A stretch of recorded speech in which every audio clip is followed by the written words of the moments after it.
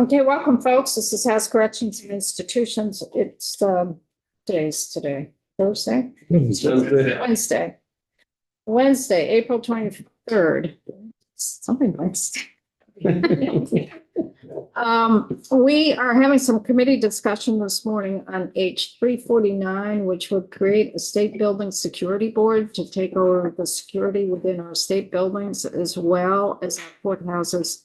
We take that responsibility for our state buildings away from the Department of Buildings and General Services, and for the courthouses to take that away from the Supreme Court.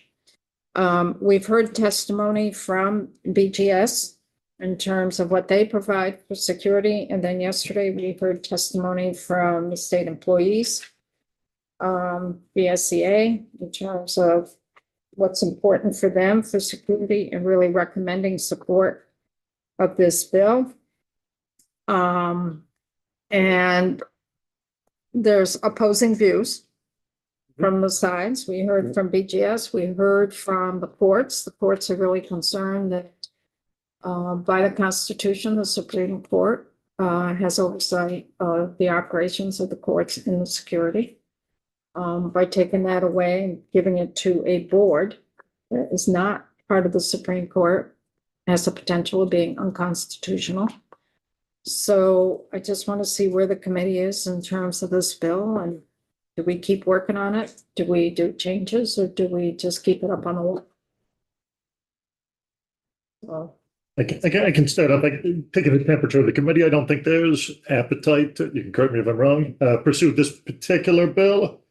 I'd like to keep the conversation going about security in buildings, which I don't necessarily think means passing something this year, but I had a thought, like I was going to see if maybe the commissioner and Steve would sit down. I don't know if we have all the information we need at this point, but I wonder if BGS would be interested in conducting an employee-wide maybe survey with the Department of Human Resources or something to just ask the basic questions. Do you feel safe in the current environment? You know, what would make you feel more safe? You know, does this have an impact on how you do your job? This type of thing.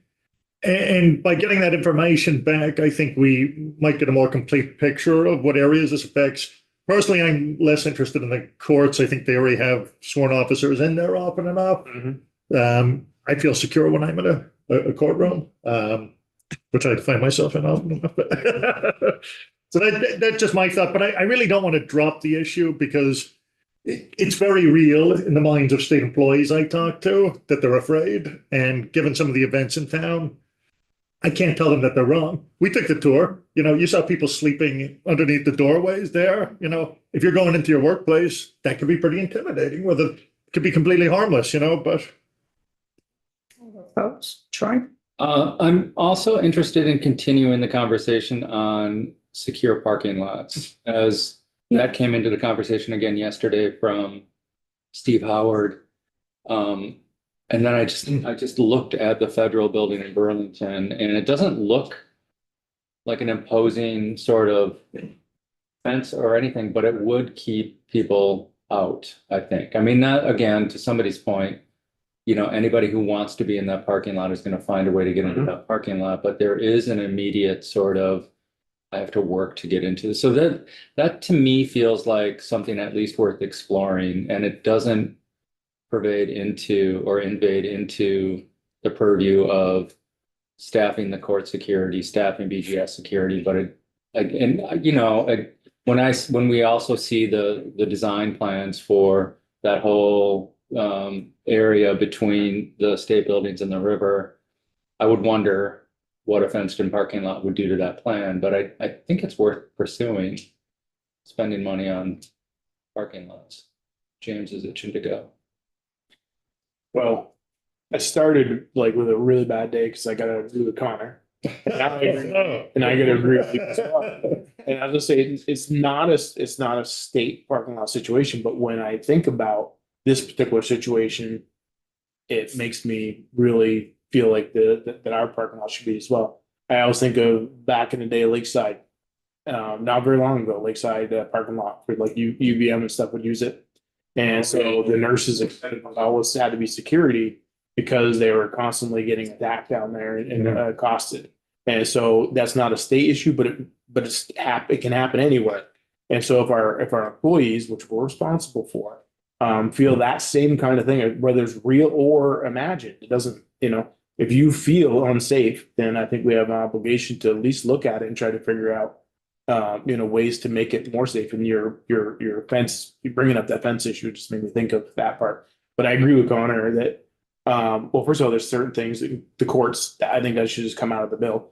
But if it goes anywhere, they're already taken care of. But that the conversation between BGS and the union, and having that survey of like, well, not only do you feel safe, but if not, why and what would make you feel more safe? I think that's a good place to start to get some actual information from the people that we're purporting to do this for, so that we're not just running off in the wrong direction, and where it needs to be. But yeah, and outside I think is probably a bigger issue than inside for most people. I mean, you go in a parking lot at night. Yeah. I think so. Yeah. So other folks, Sean? I agree with everything that was said. And I know, Steve definitely had some valid concerns. So my thing is, how do does we get him at the table more? And I liked what you said about him speaking with Wanda, just to keep that, because it sounds like there's some people who are worried or concerned. So I do want to, but I feel like BGS is doing a really good job with it. And maybe we just need some fine tuning to it and an ounce of prevention with like a fence, like what Troy showed me from Burlington. It was a pretty fence, but it keeps people out, and that could be hugely helpful. So Troy, if you could bring up that picture, and then I have some thoughts on other pictures Anyway, you that's can it. bring up. But Will, did you have your hand up? Will, and then yeah, Kevin. one thing that was mentioned yesterday with VSCA was that, they get told things that they wouldn't say to their employer. So, What do you mean? well, just that, they would come, employees of the state would go to VSCA Oh, okay. with very different perceptions than they would going to the state to report things. And so while we're talking about getting data from the state, which I agree with, I don't think that there's necessarily a rush. I mean, I think we could, move forward with it in some ways, but there's no rush necessarily to, butcher it and get it wrong.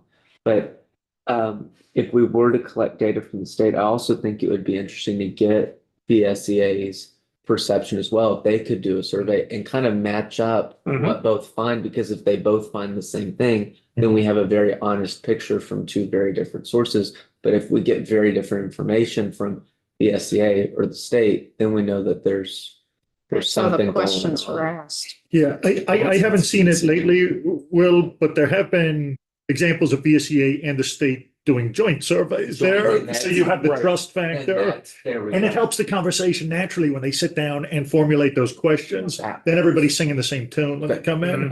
Because one thing, like, okay, maybe I'm just hearing from a handful of employees in my district. If I get the bigger picture, it might paint a different story. I don't know. Now that's a great idea. If they move forward with that, then I think that.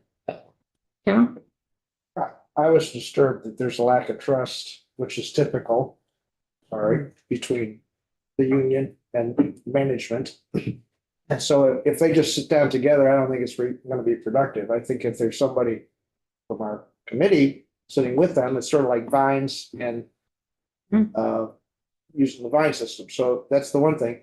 And then the second thing is to take the very complex system that BGS has already got and just throw it up in the air and have some committee start managing it. That is totally wrong. And we don't have the money just to start throwing into it anyway. So I like the idea of the survey to get as much real information as possible, but the animosity that's a problem right now. But what you don't want to do is shut down the conversation. That's because it festers if you don't. Yeah. No, I agree. We need genuine conversation though, because right now what we've got is two sides pointing a finger at each other. Brian?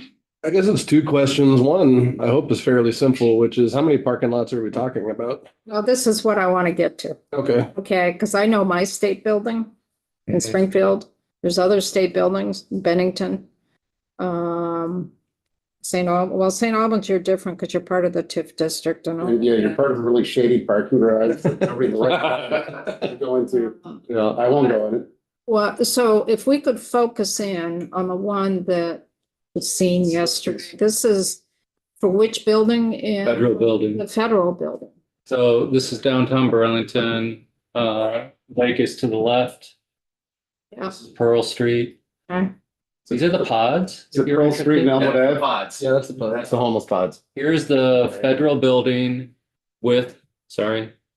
Right near 108. Well, And you can see, yeah, you can see the parking lot that surrounds it.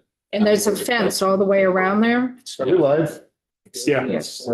So there's the fence around the federal building. Is there a secure entrance that they Yeah. card? And Bose is around the corner, which always makes me sad when I see it. Or what was Bose? So there's the gate for exiting, I think. My favorite. I mean, I've never been in there. I've driven So by. is there a card access, you think? Yeah, There's a card here's access. a booth.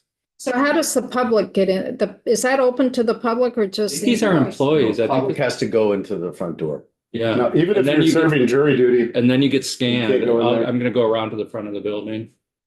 But you can see the fence surrounds the entire building. So where does the public park? I'm gonna, street parking where they can Okay. find it. garage or wherever they can.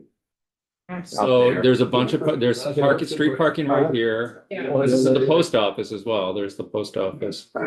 So a lot of, You go into the post office and go through security there? yeah, and then there's an entrance over here too. There's jury duty there and they were giving me a hard time. There's an entrance right. You can deny What's the that? entrance, just Sorry. like sign my sheet. Yeah, there's the entrance to the federal building. If anybody wanted to shoot anybody coming out the back for employees, they could climb the fence. You could. You can see they added these too. I can't remember when that, I remember it happening, but I don't remember what it was. That's mostly post 9/11 stuff. Yeah.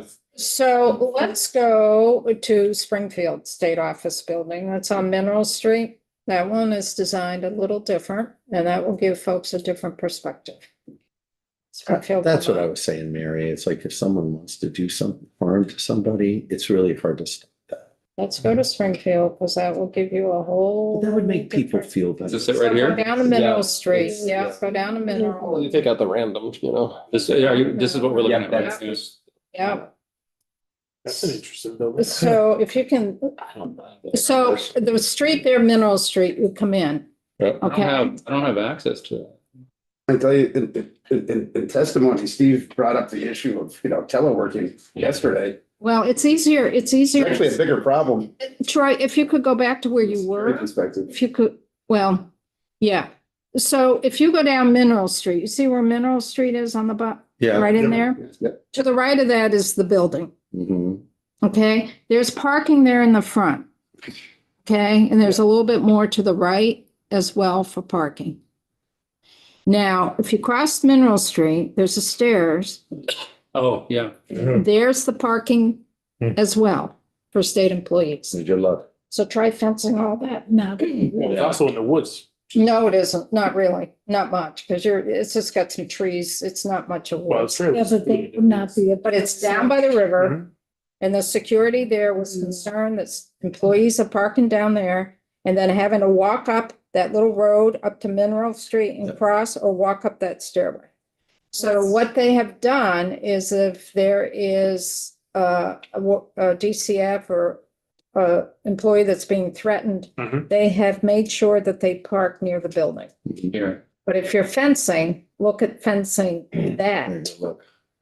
But I kind of But you also have parking- Academy. You also have parking for state employees there on the right-hand side. Yep. Right in there, Mhm. all of that in there. And you could construct a fence that goes down here, and across here. It's not necessarily attractive, but You could do, yeah. But then like through the trees and stuff, Troy, it'd be tough to keep an eye on that. So that's the Springfield one. Yep, Mhm. that's just one. And Bennington, if you go to the Bennington State Office Building, that building is fairly new. And that is hooked, that's near where the vet's home is and where the court is. who needs that field for?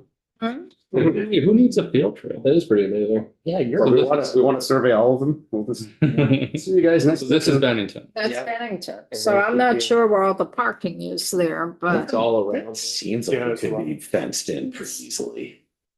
I mean, I feel safer. Parking along where the Chamber of Commerce is and across on both of those two. Yeah. Around that kind of bend there, as you go Yeah. into the courthouse, there's some parking there.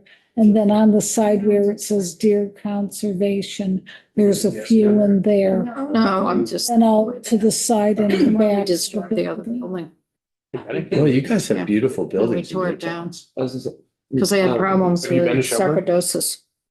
It's much better than the old building. Yeah, we tore that down. I smashed a window in the old building. Did you?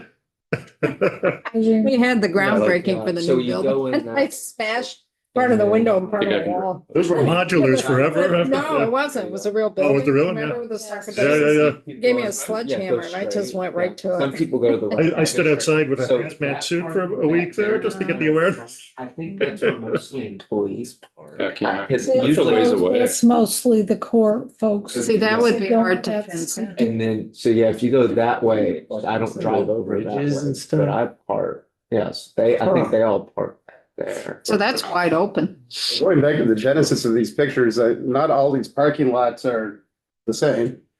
Right, and they're not all the same level. I would be more concerned if I were a Springfield staffer than. Right, maybe going some other down into that. They've worked on lighting for that parking lot. They've also, and as I said, if there's an employee that is being threatened, they make sure that the person can park near the building and they make an attempt to walk with the employee in and out of the Right building. there where that blue and white. When you think about something like security, you know, we all love trees and stuff, and I certainly do. But the more bushes and other stuff you have, the more danger, you know, so it's just a fact. Well, the thing is if you think, the $500,000 fence that was predicted for the monument. Try covering, Oh, we just saw 8 figures worth of fencing. try covering this area. It's a lot of money. Yep. That would be a lot. But beyond that, it might be good to start with some kind of survey, and you could find out what the actual larger areas of concern are, So, instead of making solutions for people without getting their input. so if we do that, which I'm thinking people are supportive of the Yep. first step, can we have a couple members work with BGS and state employees? And I think Connor, you'd be one of them. Yeah, I'm happy to. Is there another member that would be willing to work? Sure. Kevin, you want to do it? So Kevin and Connor, why don't you, we can reach out to Stephen Wanda. Steve and Wanda and see if we could just set up. I'd be curious, has there ever been a concept of like the first alert kind of thing? Those employees that are not feeling safe to have an electronic security button that says, something's going on here, and they hit the button and someone is available to go to the. That would be a conversation. It's a drop. Yeah. We have those. So that somebody could take care of the ones who are concerned, and then there'd be someone who responds immediately. Well, the one museum where I'm the president, we have those. You're for gonna the be on the other coaches. side of that button. Yeah. You could do it with your iPhone there, but Well, that's a conversation to have. And the other thing you see on college campuses a lot is the lit phones in the parking lot that you can, that's a, UVM just got rid of theirs. what, really? It's never yeah, that's a hard spot. If they've got it on their body They haven't on it. and they're walking and they see something they don't like, they can ask for help immediately. Or they're interviewing someone then- and they're in a room. Yeah, anytime. But you also get into the point, not to get too far into security, that one of the biggest things that affects being attacked is that people aren't paying attention. Their noses are in the phones, they don't see anything coming, they're not aware of their surroundings. Right. So there's a whole bunch more to it. We're gonna start with the survey, like, Survey. So we'll do that. We'll just we'll keep this bill on the wall and not do any more Yeah. work on it this session. All right, Yeah. Agreed. okay. So I have the second question. oh. Two. Missed it. You missed the Oh, train. man. It may be for Connor, it may be for you, but partly there's this perception of being unsafe, but it seemed there was also a perception of just not being listened to. And so I'm wondering what the feedback, how that happens now. Like, how do you say I'm feeling unsafe? Who does it go to? What is the process? VSCA. Yeah, They're hearing it more from VSCA. It's that tension that we talked about. They Yeah. can go to VSCA, but they're not gonna tell management. yeah. It's why I like the idea of a joint survey, right, you know? I like that too, yeah. Okay. I just have one more idea I have to throw out here. I just thought about it. You're not building. copper. Around everything. I'm not a one-trick pony, okay? No, but instead of just walking people to their car, maybe the guy can go out and grab a car for someone and bring it up. I know that's like, it's like valet. No, but that would make, like, if I was someone who was feeling a little threatened, instead of walking out to the car at night, have someone go grab the car. I mean, it's not a lot of people. It's probably 2 or 3 people a night, but have them get the car, bring it up, and then get in and go. But if you're thinking of the distance from the door of the building to where they walk to the car, Well, okay, if I think of yeah, what I'm aware of, it wouldn't take much to, I know. Well, like I said, when someone wants to do it, they're gonna do it. you know. But I'm just saying. So that, maybe you know. what folks could do, So the, your free time, go visit, you have a state office building nearby. Yeah. Go visit it and see what the layout is. Go into the building, see how it feels. You might want to do that just to. Do it get at a- night if you can. It's, it's a whole different, parking lot at night. yeah, are there any government buildings that are second shift? No, Well, you I know, think I know the answer is no. I wouldn't think so. like you'd have cases where the offices are open late, but usually like the second shifts are facilities like prisons, and Yeah, unless you. Bless them, right? Correctional. I mean, this place is still open in our car access at night, but What is? the Capitol. Connor knows a little something Oh, about. yeah. But like, there's no room. Yeah, Best. yeah, I'm not talking, we have our own, but we have our own security. I do a lot of weird stuff here at night when everybody leaves. There you go. Okay. Okay. You have to- You work it all out. So, it might be a good thought just to go visit your own state office building. Many times. That kind of opens up your eyes a little bit. Connor said that Connor has them down pat. Well, yes, a lot of buildings. Okay, we've got Katie coming in at 10 o'clock. Let's go over, we have a new draft Did we get it? for people who have paper copies. We're doing 32. It looks like this, it's on the webpage. Yeah, if anyone wants another paper copy, I have several. So pull out your old copy because we worked off the old copy. What draft version? Well, this one is 2.1 and the old one is whatever. 1.1. 3.1 was the new. Yeah, you should have. 2.1 is the new one. It's got yellow highlighting on it. 1.1, it's on your desk, right? No, I've Oh, I- got it. yes. I've got it, but I'm. And 1.1 is the old one. So if you got notes on that in terms of what needed to be changed. But I just want to quickly go over it so we don't waste a lot of time with Katie. So, and Troy and James and I sat down, went through what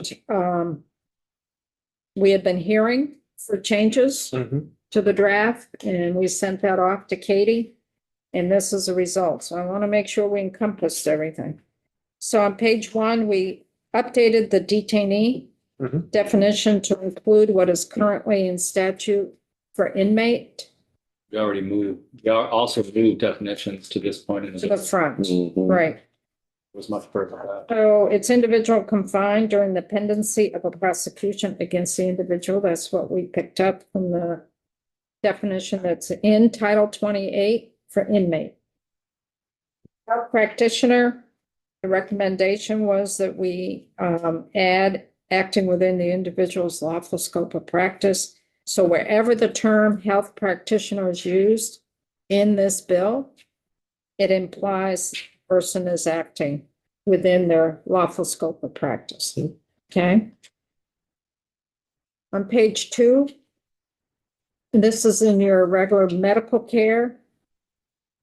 it's the department or its contract. We want to put back its contractor. And we know that the contractor WellPath is under the Department of Corrections, but we want to be very clear. If we just left it to the department, it's the contractor that does the work, not central office. So that's why we wanted to put back or its contractor. That makes sense to folks? Yeah, that's all good. Yeah. I'm just momentarily confused here for a second. Join the club. Where you at? Julie? Look at page 1 on 1.1. Yeah. Why did we switch from A and B to B and C? What is A now? Well, because A is now the definition. Yeah, for the team. I got you. Thank you. A, we have the new A is the definition. So the old A becomes B.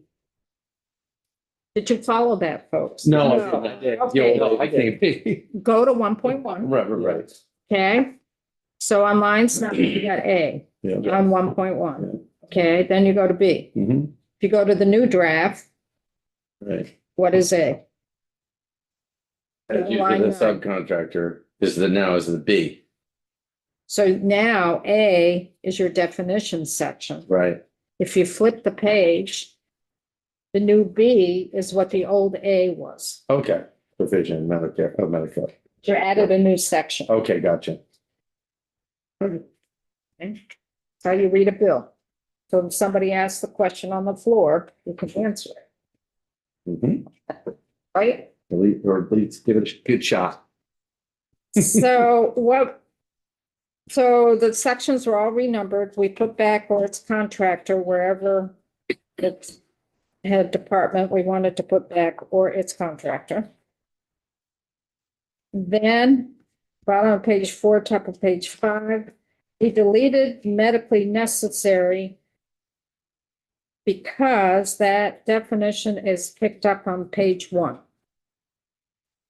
line 15. If you go to page 1, line 15, that's where medically necessary is for this subchapter. So that also would include MOUD. So wherever medically necessary is stated in the statute, it pertains to the definition on page 1, line 15.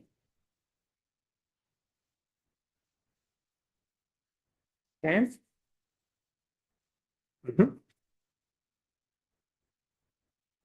So again, on page 5, we're just dealing with the medical piece, not the MOUD. And we wanted to clarify on line 14 what the word thereafter. This is for a person who, this is dealing with external medical contractors, contracts. In any contract between the department and the provider of physical, mental health, or substance use services would establish policies and procedures for continuation and provision of medication at the time of admission. That's when a person comes into the incarcerative setting, goes through booking. And before it said and thereafter. And the question was, what is meant for thereafter? Is that forever? Could it be when they're on furlough? Could it be when they're on parole? So we clarified that to say the time of admission and through release. And what that means is at least a 28-day supply. No, No, well, this is medical. no, I know. So Oh, even 28 days, right. I'm sorry. Yeah. any medications. That's what through release means is, Well, that's what I'm kind of, it's not for 6 months, but it's 1 month. yeah, through release. It's, That might need. I wonder if it's more like upon reentry. Through release. Would that go when they're on furlough? Through furlough? I remember it coming up and I was just concerned that to release doesn't cover the moment of release when you get the 28 days or whatever. Time of admission and at the time of reentry, Mhm. maybe better. are we talking about through 130 days after release? Is that what we're specifically talking about? It's at the time of reentry. So, well, any contract, let me see. See what that section's. I mean, I think Kevin are trying to convey, like, when they get out, you give them their stuff, good job, you know, yeah. When it How to stops say that, yeah. through release, how long is release? Yeah.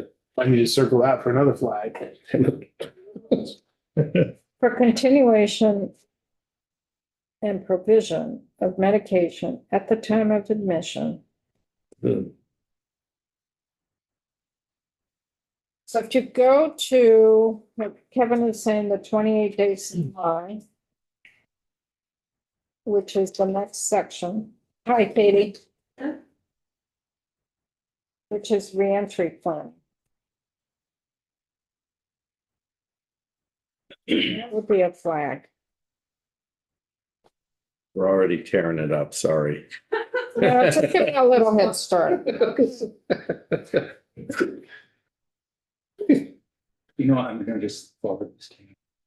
That work becomes they'll provide an offender with a 28-day, but also it's the contract, the Department of Contract would also look at setting up intake appointments.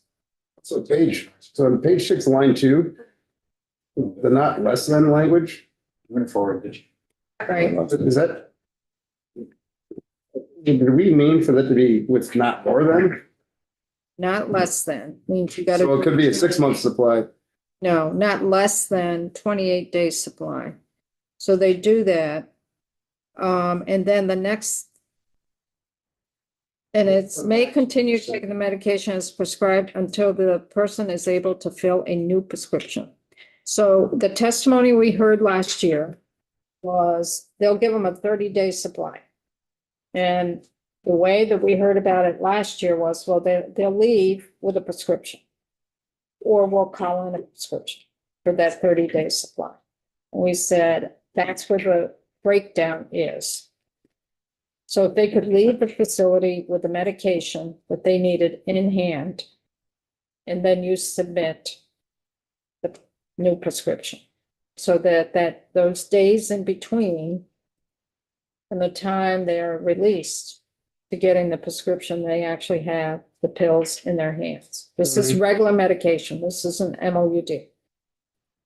So we stayed within that 30-day that the contractor does. We had on our side 2 weeks supply of medication, of pills. I believe we had 2 weeks. It was up to 14 days. The remaining of that 30 days is through a prescription. The Senate changed it to 28 days.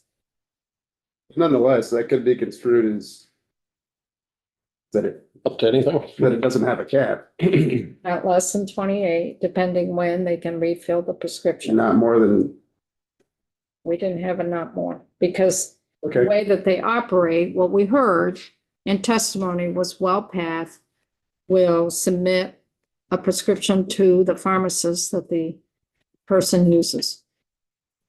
And if they can't get on insurance immediately, at least they have medication until they can get that prescription filled. So then it is intent for that to be, in some scenarios, more than 28 days.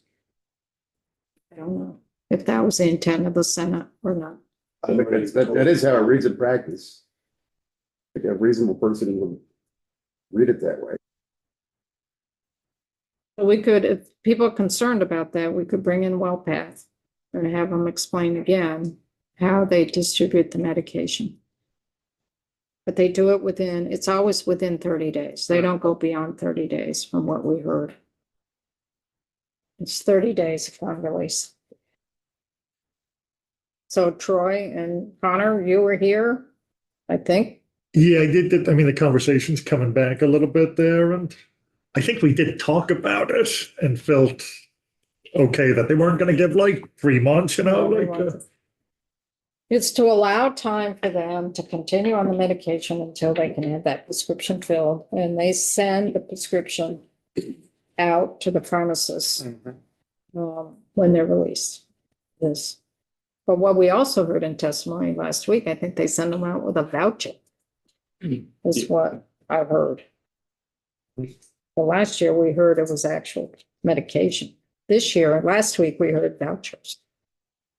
Well, that's what I heard, and I thought we were trying to get it set up so we would get them reinstated into Medicaid. So if that was the case, why do you need the voucher? Because that's the 1115 waiver that doesn't kick in until January. And then that is to allow Medicaid coverage for them. And then what they're also working on in DEVA is that instead of canceling their Medicaid coverage electronically, they want to put a pause on it so that when they re-enter, they can hit pause button to reactivate it. But that's an internal thing in DEVA. So right now, when someone re-enters from an incarcerated setting, they have to apply or reapply for Medicaid. And that's where the hookup is, because some folks just don't know how to do it, or don't know where to go, or don't have access. Or they have a very hard time comprehending. They have difficulty reading and understanding what's being asked of them, unless they have somebody to help. And there's even some people will fight you, even if you have help. It was. Yeah. It's big. It's tough. So that's as far as we're going. Katie, I went through a little bit on some of the changes, didn't get up beyond page 5. But you can start from scratch. Okay? They only heard it from me, so that we need our legal counsel. So, and we have Tony Fallon on Zoom. So Hey, welcome, Tony. Good morning. It's nice to see everyone. Yep, Good morning. your dog is with you, keeping your neck comfortable. He he enjoys the attention. Yeah. I have a cat that does the same thing. So, Sarah's very angry. yeah, so Katie, why don't you just introduce yourself for the record? Katie McLean, Office of Legislative. I'm gonna try to share my screen. First, I have to log into Zoom. I haven't done that yet. Just a second. Give you that permission. I don't actually even have the link. Yeah, I know. Oh, okay. So for the committee, this would be a good time to really understand what the words are saying and ask Katie. Because if we're gonna vote the bill out, we're getting close to really understanding what the bill says. And now would be the time. And there'll be a reporter of this bill. Somebody in this committee is gonna report this on the floor, and it's not me. I just smiled. I would be able to say that. Really important. Getting there. That's okay. While we're waiting, do you want to tell me, you said you had some flags? Well, I want to wait till we get there. It's on, Do- yeah, it's on page 5. Okay. It's through release. And I gotta, I don't know. You get through that. Okay. That's the only one so far. Good. Oh, there's the link.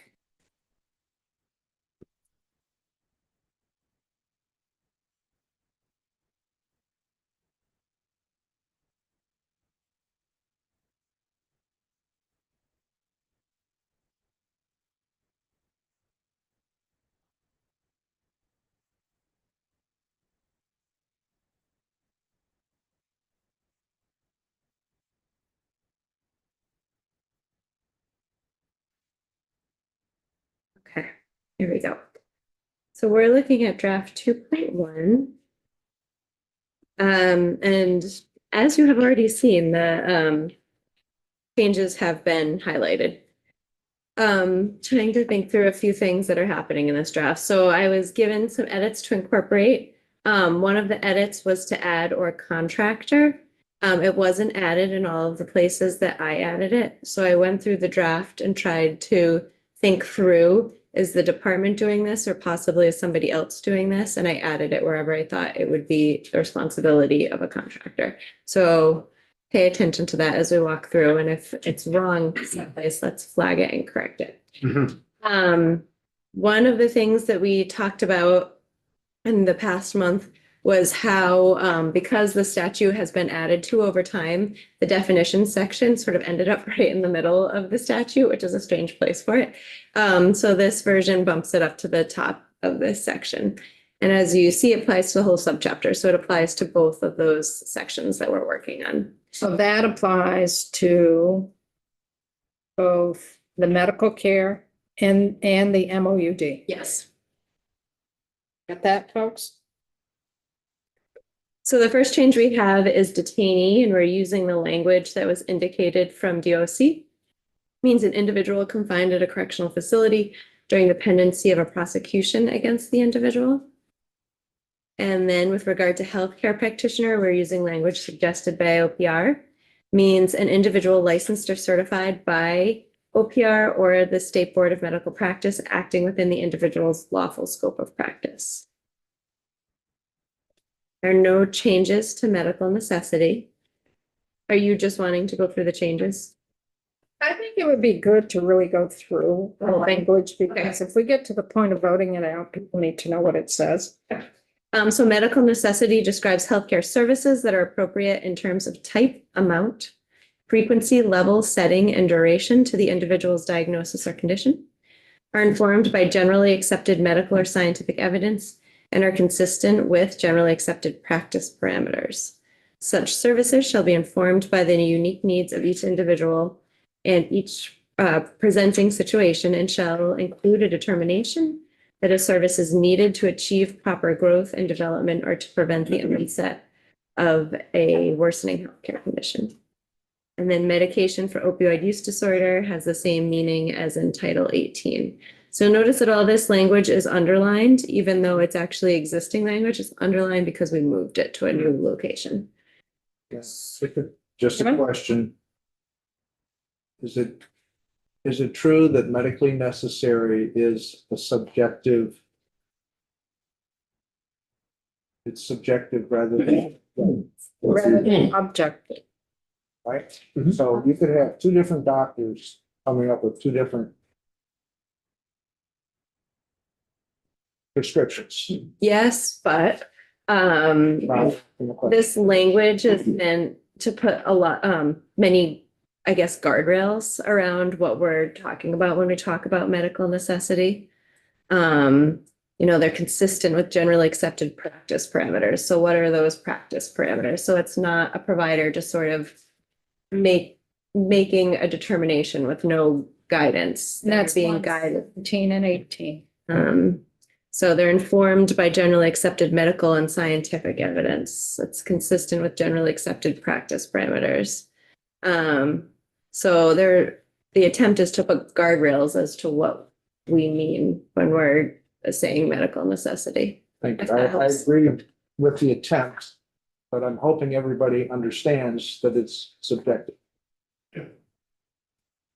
So Katie, is medically necessary defined elsewhere in statute or in the health code? I would have to double check. I don't know off the top of my head. Or is it just? I know that it's a phrase, if not defined, it's a phrase that's used often in Title 18. For Example, example, 18 is for what? health, I'm sorry, Title 8. For example, you're going to be looking at a bill on the floor tomorrow where it talks about medical necessity. So it's a term of art that's Yes. used Um, within the health field. yes, but if you want to know if there's a definition, I'd have to double check and confirm. But within the health field of providing healthcare services, that is a term that is used medically necessary. Yeah. Okay, so we're not changing, we're doing as what is on the outside of a correctional facility. We're making sure it is the same on the inside. I don't think medical necessity is a novel concept in this bill.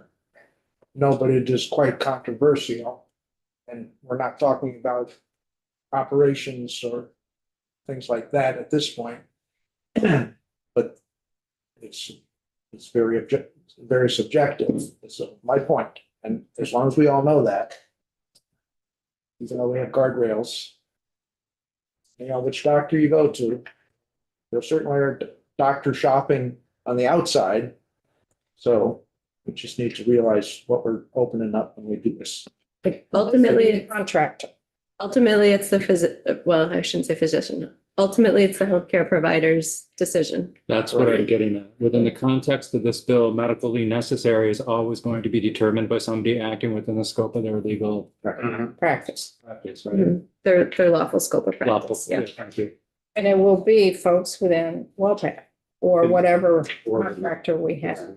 And even though I just closed it out, if you search the term on Google, it'll be all kinds of medical organizations and their definitions are all pretty much exactly the same as what medical necessity means.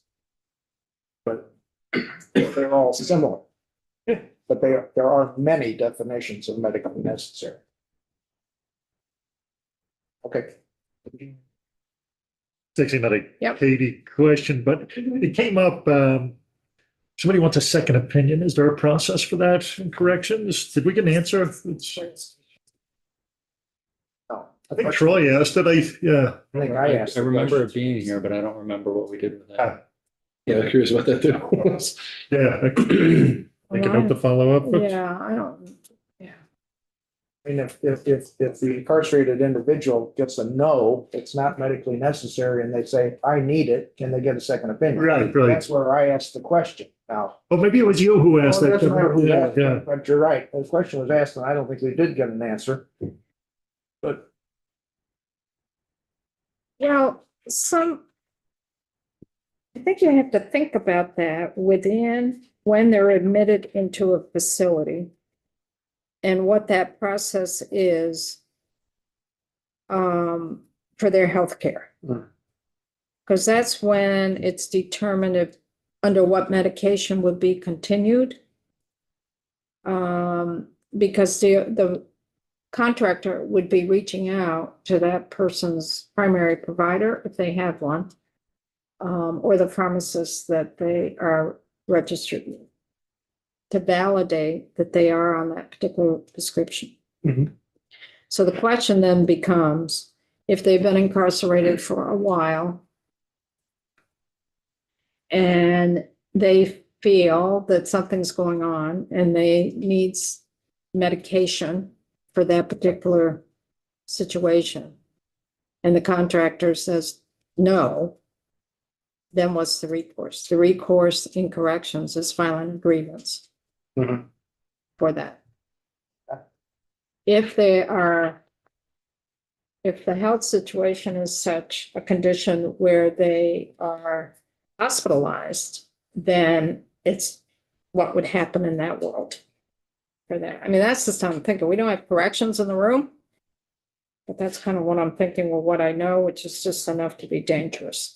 Who then would review the grievance? Do you know that? And look at The Katie DOC pulling up reviews the information. grievance. I think it's done within that within the facility. I don't think it's central office that does that. It just sounds then like someone non-medical could be reviewing a medical grievance, right? Yeah, I think that's the way it would work. We could get DOC at some point to come in and do grievance procedures, because there's a lot of grievances that are filed for a lot of different things. Mhm. So there is a definition of sorts, medically necessary healthcare services. Yes, so this is from Title 18. This is Title 18 is health. health. It's not corrections. It's health. And that's up there, right? In there. It's the green book. It's Title 18 that covers health within our world, the outside world. So this is a chapter on healthcare administration, patient. So this definition is specific to patient financial assistance. But the definition used here means healthcare services, including diagnostic testing, preventative services, and aftercare that are appropriate to the patient's diagnosis or condition in terms of type, amount, frequency, level, setting, and duration. Medically necessary care must be informed by generally accepted medical or scientific evidence and be consistent with generally accepted practice parameters as recognized by healthcare professions in the same specialties as typically provide the procedure or treatment or diagnosis to manage the medical condition.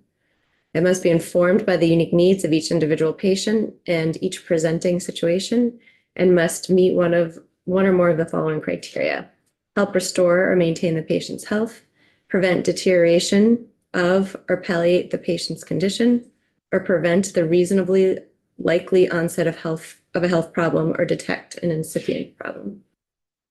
So if you read the definition of what we have on the bottom of page 1, it tracks this very well. Mhm. If you read this while she was reading it, Uh-huh. it tracks it very well. So that would be within the world of corrections, this language was picked up. Committee follow that? So for these definitions that are in A, which is 1 is detainee, 2 is healthcare practitioner, and 3 is medically necessary,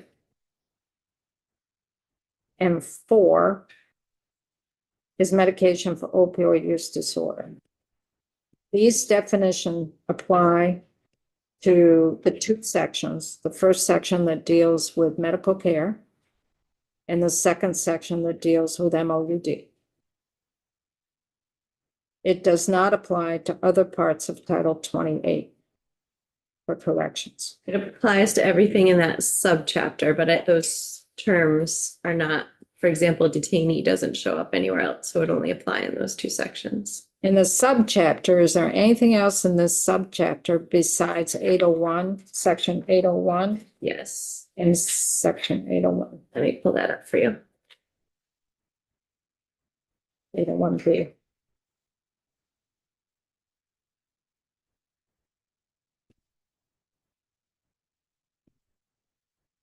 We have a call. Yes.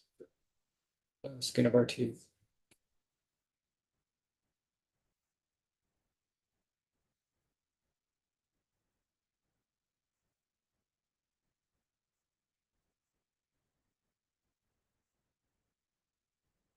My concern is the expansion of this legislation to include other things that there is much controversy about whether it's medically necessary. I think you're talking And I- about trans or abortion. Right? As 2 major ones. There are others. End of life, Well, they would have to have a directive for I that. understand, but I'm just saying, yeah, that's all.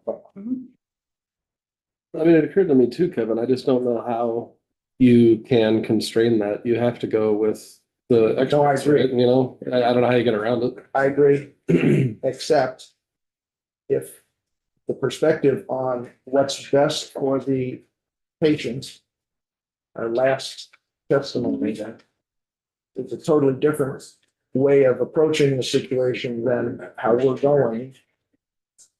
That battle will continue. Yeah, I just think we still defer to the professional organization, same as the individual provider does, right? You know? Yeah, there's, Yeah, if they say leeches, we're like, yes, leeches, you know? this one. Yeah, no, I dig. Understood. I dig it. Yep. It's very subjective from that perspective, yeah. Yeah, no, it's changing all the time, of course. So what else is in this subchapter? So we know how these definitions are carrying through Yep, elsewhere. it's this There's a lot in there, There right? is. So Chapter detainee 3, would be carried through the whole thing. if it's used. Well, inmate is used Well, one but time. we don't define. So it's, what subchapter is this? It's subchapter 2, Subchapter 2. so it's pregnant inmates, correspondence of inmates, telephone use, exercise of religious beliefs, confer with counsel of inmate confined during pendency of prosecution, allowances to inmates, voting rights, temporary furloughs, treatment furlough, absconding from furlough, pardons, conditional pardons, work camps, denial of good time, restoration of reductions, appointment of agent, development of guidelines, visitation and recreation, inmate recreation fund, creation of work camps, and 10 earned time, reduction of term. But if we do a word search within the chapter, it's going to be slow. I just want to make sure we're not creating a problem elsewhere. Sure. Detainee Is detained. to any other facility. I don't.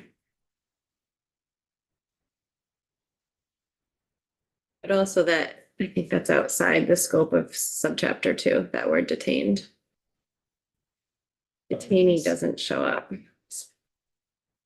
Just one by one, I don't know.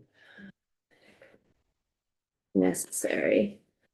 So this is the section that we're amending now. Right.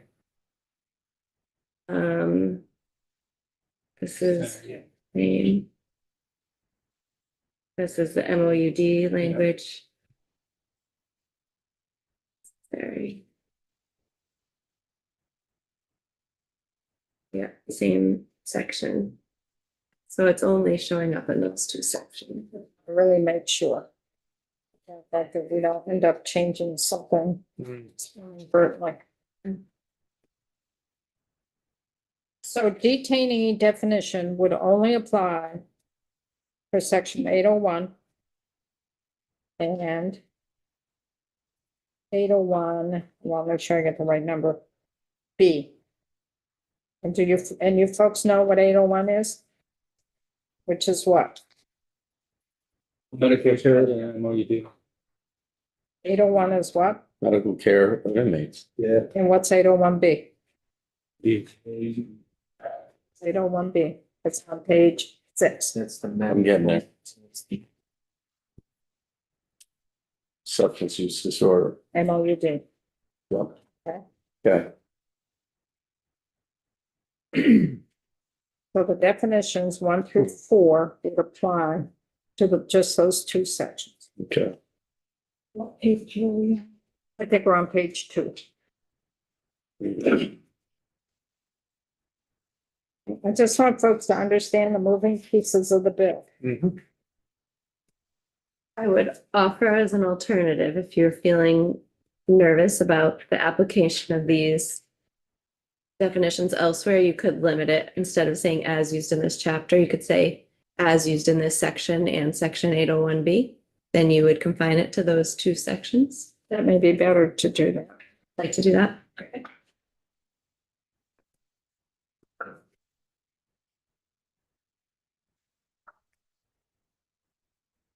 It's way up top. I'm sorry, I thought I was tracking you until this last, This last bit? this last 801B. You talking about I was tracking you. Okay, so if you go to line 8 on page 1, Yes, it's medical care of inmates. right. This is the medical care of inmates, and the bulk of it is dealing with regular health issues, not MOUD. Right. If you go to page 6, the bottom of page 6, line 19, or line 18, you see section 2, which is section 2 of the bill, pertains to 28 VSA 801B. 801B is substance use disorder, it's medication for opioid use disorder. So that's the MOUD section. So we got two pieces here dealing with people's health care. They're regular medical, which is under 801. Yep. And MOUD Yep, and 801B. right. I do have that distinction, but I guess I lost you when I thought you were talking in terms of the use of the word detainee. Oh, Detainee would only be used for 801 and 801B, and not the rest of that subchapter. oh, so we're proposing a change on line 9 of page 1. That instead of as used in this section, we're gonna say, sorry, as used, instead of as used in this subchapter, we'll say as used in this section and section 801B. Okay. So it'll be limited to those two. sections. Pertaining to just this document. Yes, yes. I got it. Thank you. Make sure we don't screw things up in the other So, part of corrections. so as used in this section and 801B. In section 801B. Two. Are we good? Okay. That was hard. I'm gonna scroll right along to subsection B. So this is our provision of medical care. Page 2, subsection B. The department or its contractor shall provide health care for inmates in accordance with the prevailing medical standards. When the provision of such care requires that the inmate be taken outside the boundaries of a correctional facility wherein the inmate is confined, the department only shall provide reasonable safeguards when deemed necessary for the custody of the inmate where the inmate is confined at a medical facility. This is where you added or its contractor where it was not Yes, in the previous law. yes. Because right now in the law, if you read draft 1.1, 801, provision of medical care, it's just the department would provide medical care. Okay. I think in that particular case,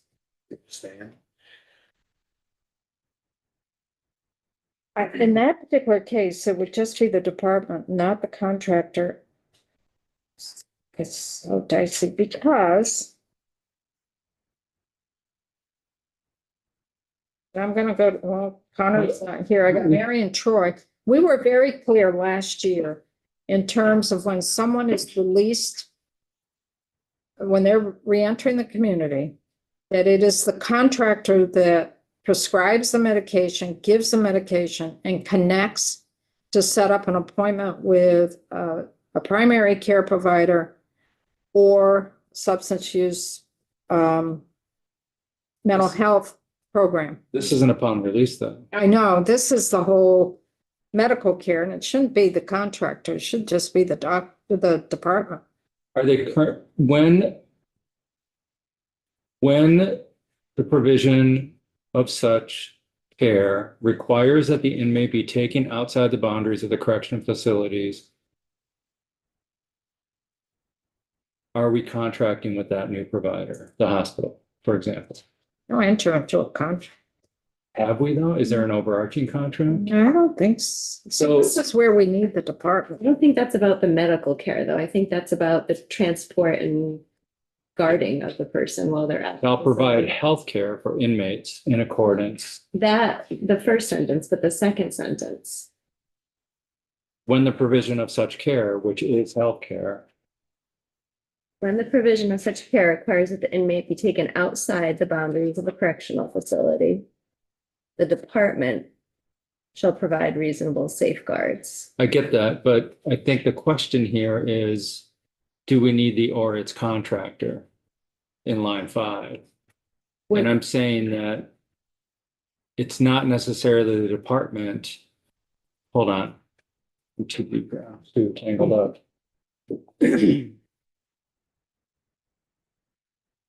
Or its contractor shall provide. Yeah, it's safer. They need to provide correctional officers in the room.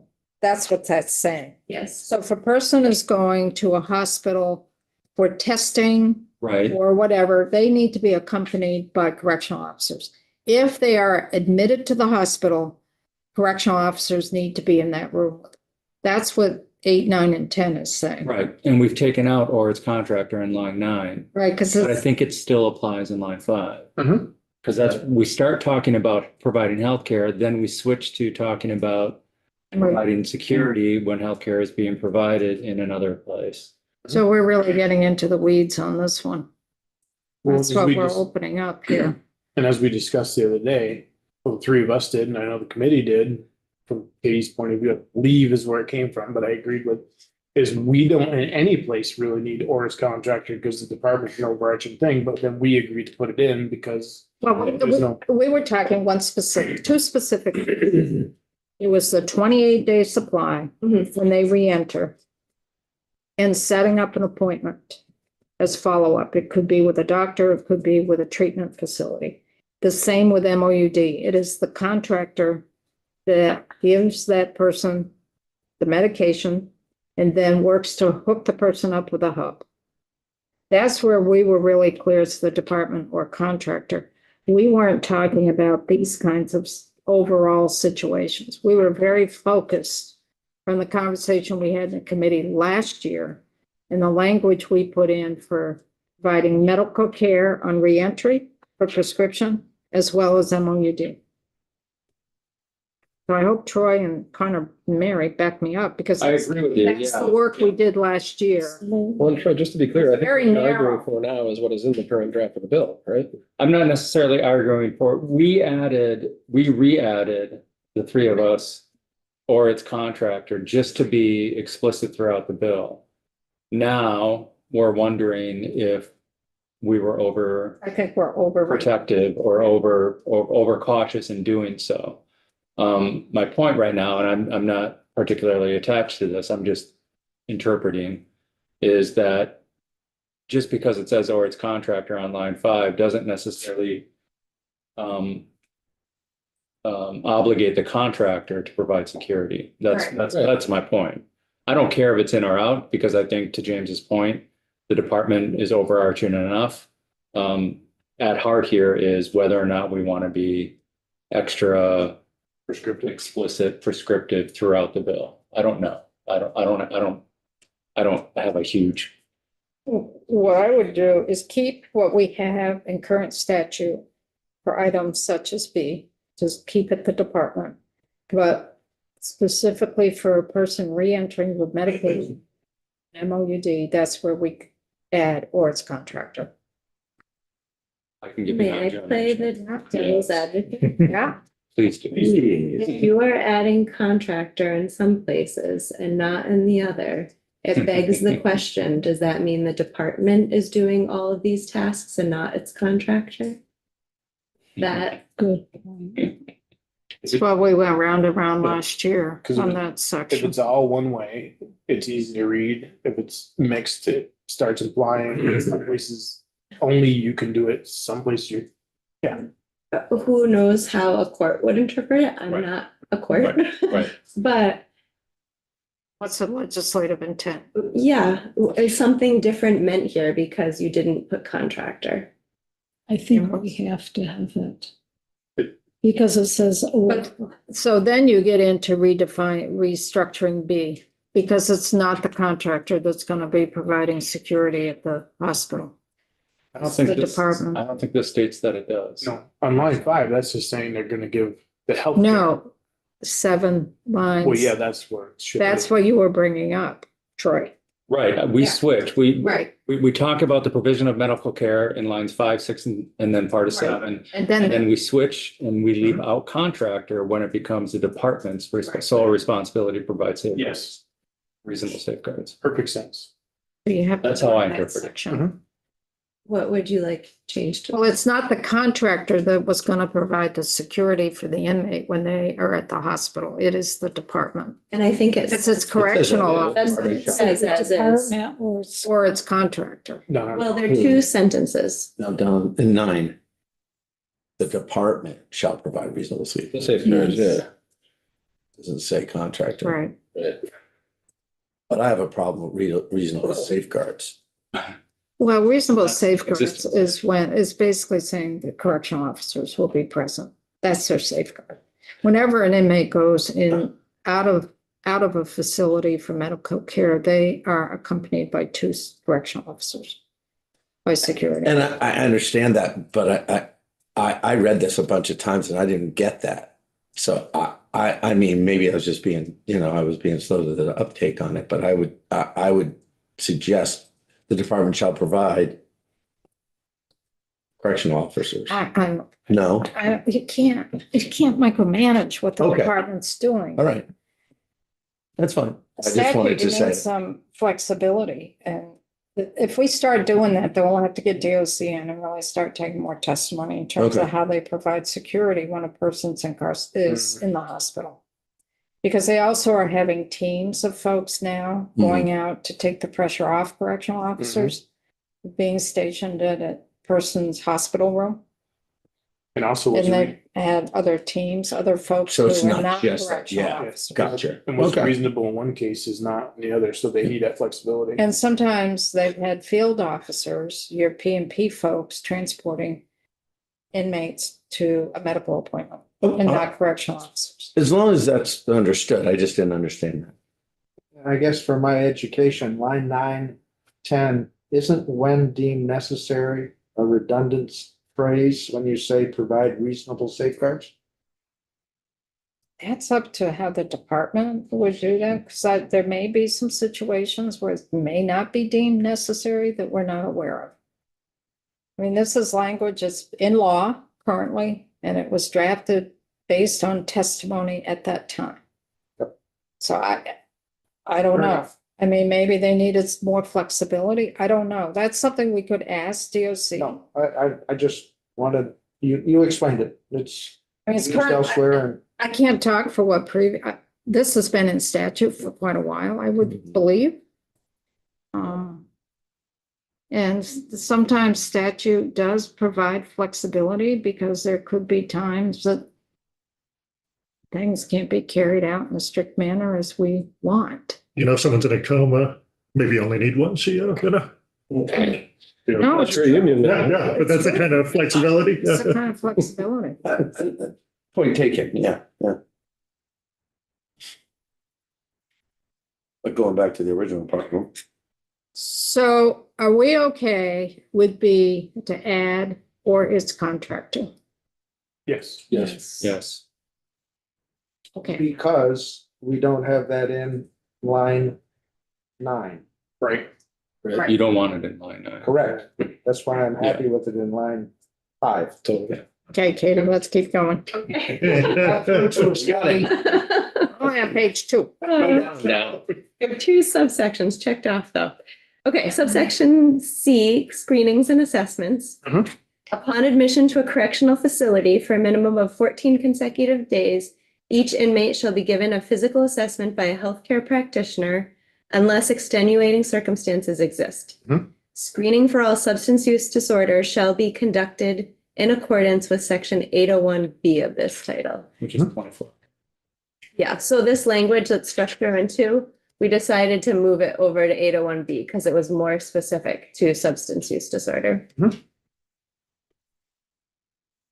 So when a person is admitted for a minimum of 14 consecutive days. which we got testimony on. Mhm.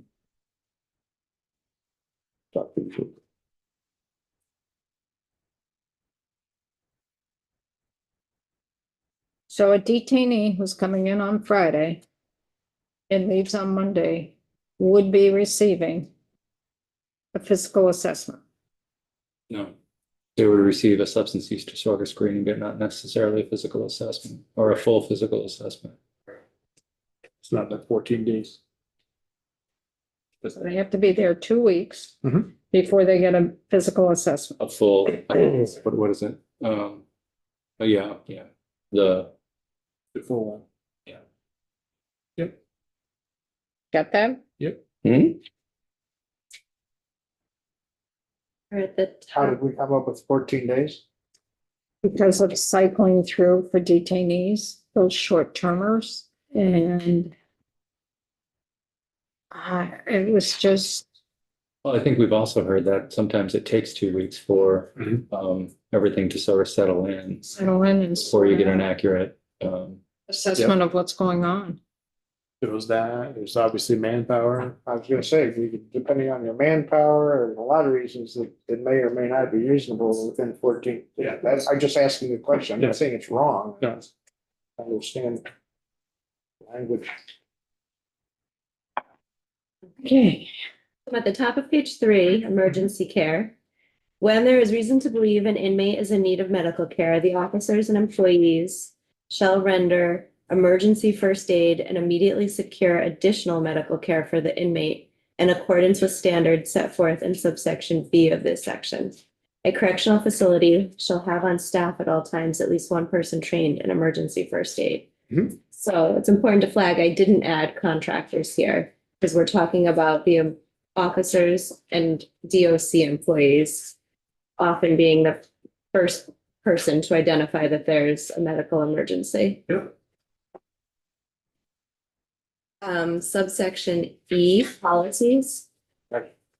The department shall establish and maintain policies for the delivery of healthcare in accordance with the standards in subsection B of this section. Mhm.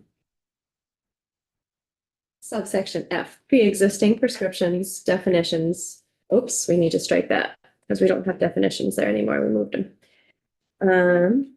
It's the definition for subject. So yeah, so we'll just put a period after prescriptions. Okay. Except as otherwise provided in this subsection, an inmate who is admitted to a correctional facility while under the care of a healthcare practitioner and who is taking medication at the time of admission pursuant to a valid prescription as verified by the inmate's pharmacy of record, primary care provider, other healthcare practitioner, or as verified by the Vermont Prescription Monitoring System or other prescription monitoring or information system, including medication prescribed in the course of MOUD, shall be entitled to continue that medication and to be provided that medication by the department or its contractor pending an evaluation by a healthcare practitioner. Very good. I don't think I understand lines 19 and 20, medication prescribed in the course of medication for opioid use disorder. So they're talking, we're talking about medication that a person is taking with a valid prescription at the time that they're coming into a correctional setting. Yeah. And that could include medication that they're receiving as part of MOUD. MOUD, the term does not pertain only to the medication. The definition is that MOUD is medication plus any counseling type therapies that go along with it. So we're saying medication prescribed in the course of MOUD, Of which course, is, is doing there. Okay. yeah, which is sort of. two Seems things weird, but together. it's Yeah, Okay. Joy's so funny. Try. Uh-oh, Natural can of worms. This is gonna precisely, gag you. I know, but this is precisely the question that's posed to us by Representative Donahue. This is talking about admission, Yeah. but the situation that Representative Donahue presented to us yesterday was an inmate being taken to the hospital, somebody at the hospital who has the scope of practice is saying this person should be on methadone and is hitting a bit of a hurdle with the folks who provide the methadone. The As hub. you'll remember, The hub. the hubs are, WellPath does not provide methadone, the hubs do. So this is all getting tangled up in that. Now, this is talking about admission into a correctional facility. This isn't necessarily talking about a person who has already been admitted and has to go to the hospital for something and is going back.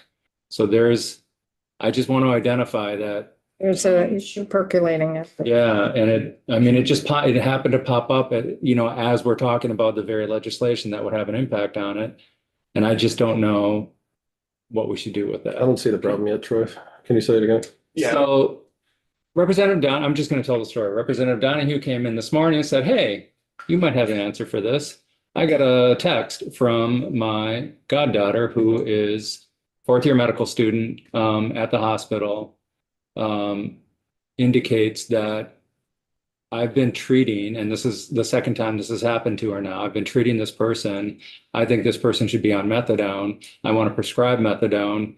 When I call BART, the hub nearest to St. Albans, where this person is an inmate, I'm getting pushback. Don't bother. Now I'm worried that if I prescribe methadone, they're going to be in withdrawal from methadone once they're reincarcerated because the continuity of care is hitting a hurdle. Does that make sense? Yes. Because a hurdle is the hub needs to do the prescription, not DOC for methadone. And they're the ones that need to screen the person. I got the simpler version here, and that made more sense. Not DOC. So we got Tony Fallon all of Yeah. a sudden that came on. So Tony, come help us here. Yeah, so for the record, Tony Fallon, Department of Health Division of Substance Use Services. The fourth year, I guess I'm a little confused. Under legally, other than an emergency situation, or if somebody is subject to hospitalization for a purpose other than opioid use disorder, it is unlawful for other prescribers to prescribe methadone for the course of opioid use disorder.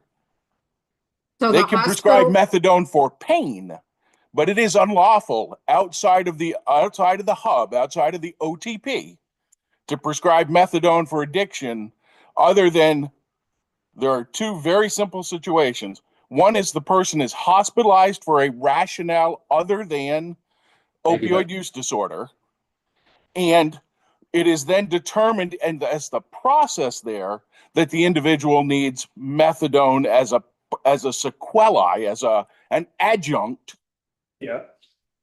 or it can be done if the person is in imminent crisis at an emergency department. They can prescribe up to a total of 3 days maximum of So, methadone in an emergent situation to link the person over to the OTP. Outside of that, the under the Controlled Substances Act, methadone can only be prescribed out of the hub. That clears that up. yeah, well, it makes you wonder what's happening here. So a hospital is not at liberty to all of a sudden prescribe methadone for opioid use disorder, correct? Correct. If somebody presents in an emergency department and an emergency room physician says, I think methadone is what we want, they could prescribe up to a total of 3 days. It is incumbent upon that emergency room to already have a coordination of care established, because again, it's called the Controlled Substances Act 72-hour rule, and that is the maximum amount of time they can do it. If the person is an inpatient, I go in because I fell down and I broke my leg at work, and I need 12 screws, and all of a sudden I start to show symptoms of opioid use disorder, and they say, yes, this person meets the criteria, and we're going to initiate it secondarily to during the hospital stay, then that's the only other time it can be done outside of a hub. But they could do methadone in that particular situation? Up until the date of release. So again, and that doesn't encumber the hubs, who are really the only physicians who work exclusively with methadone, to actually agree to that decision. Yeah. So the question would be, in these two situations that came to our attention, would be really working with DOC to see if the person is on MOUD to begin with. And if they are, what are they being treated with? It may not be methadone. And then when they're in the hospital for something else, the hospital may feel the person needs to be on methadone. But in order to really do that, they should be working through the hub. Yes. So this sounds like, to me, there are a few, I never like playing this game, Tony, so I apologize. Sure, for no, you in this spot. absolutely. This is me hearing it from another rep who heard it from a practitioner. Sure. If a practitioner, and I don't know the scenario by which this person would have arrived to the hospital, but if a practitioner is making a determination that methadone is best case for opioid use disorder, that's not necessarily an appropriate use of that person's prescribing prescription authority, right? I'm sorry, I'm all tongue-tied. So I'm assuming you seem surprised to learn of the scenario, and that's because it might not have been an appropriate scenario to be in. Yeah, I mean, we are, as part of a process, we are trying to expand it, or some emergency departments, the use of methadone for folks who come in, and set up protocols and processes in place so that everything is set. But methadone has a significant number of drug-drug interactions, and it also, where practitioners understand the medical side of it, they may not understand that that's going to encumber the person, at least for a significant period of time, to have to make daily trips to the clinic to do all of there's a lot of functional pieces as well, which is why, again, they have a maximum of only 3 days that they could prescribe it, even in an emergency situation. So I don't know enough about the scenario to say, why would we start the person on methadone in an emergency situation rather than starting buprenorphine in the emergency situation, which provides a lot of flexibility, has less drug-drug interactions, has a lot, it has a better side effect and safety profile, which is what most of the hub medical directors try to do, all things being equal.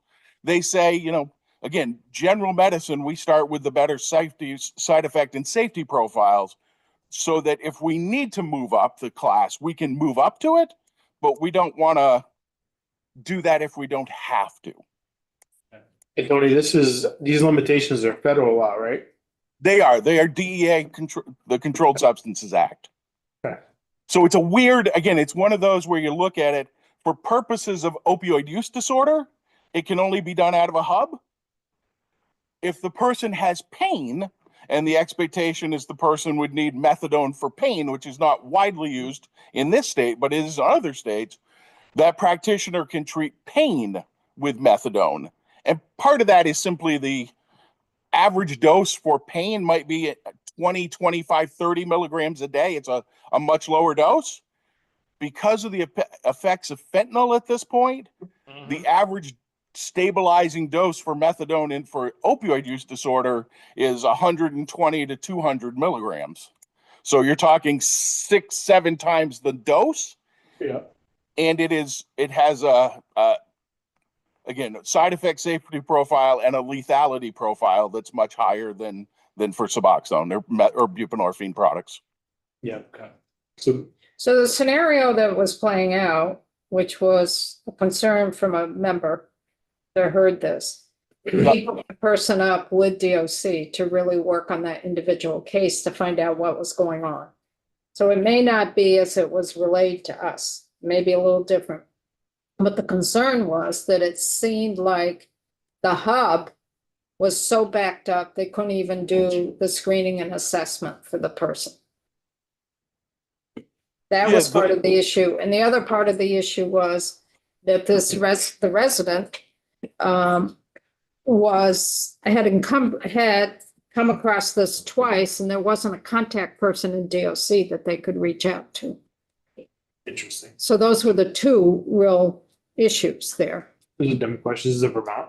Yeah, UVM Medical Center. No kidding. It's up there St. Albans Correctional. in the St. Albans Correctional I Facility. mean, it's probably some more research more, but based on Tony's testimony, like this shouldn't be an issue.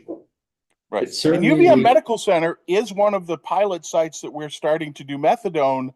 They are doing it direct referrals to the Chittenden Clinic. So the medical director at the Chittenden Clinic, who also is the medical director at Bard in St. Albans, is doing that in coordination with the UVM Medical Center. But again, there's some nuances as to how this is being done because of the limitations of time in making sure these referrals can go direct. So I think before we take any more time on this, I think, we've put in place where there could be this issue is being dealt with right now with DOC to really see what's happening. I would not touch anything in language at this point. Agreed. Let this kind of play out, see where the communication, there may just be a real lack of communication between all parties. Or miscommunication. Just one more clarifying question. I don't know if I have it ready or not. Tony, do you have any worries about this legislation creating any sort of loophole by which an inmate's visit to a hospital for whatever care creates a continuity issue that we're trying to close with this legislation? That was a terribly worded question. I mean, Do you understand my question though? I do understand the question. I do not have those concerns. Okay. I mean, at this point in time, every DOC facility, if the medical providers at the DOC facilities believe the individual would be better served by methadone, have arrangements with their local hub. So the treating medical providers right now are able to access methadone for patients or access the referral process. The hub medical directors ultimately make the decision on whether or not that is what they believe that to be the best case scenario, or whether or not they would recommend a different medical intervention. But I am not overly concerned. We have in fact had one prior where a person went to an emergency department as part of the original booking. The emergency department gave them methadone. And what we actually did was, because it was started at a very low dose, the determination was made between the patient and Dr. Uliger that they would move the individual over to Suboxone. Okay. Kevin? I'm sorry to do this to us. I just do it. I started. I'll take it. If in the absence of WellPath, well, WellPath is the current contractor. do we have any medical people who can prescribe Suboxone or some other Within DOC? within DOC? I don't believe so. It's the contractor. So then if we have a inmate on day 4 and they're there because they were caught stealing, but they were on heroin, they don't get any. They're on withdrawal. Yeah, They're they're in withdrawal. a withdrawal. Up until day 14, they're not. No, I think they would intervene. It would be a medical situation. They would have to intervene. Well, that's what I'm seeing back on line 1 of page 3. It only refers to the officers and the employees shall render emergency first aid.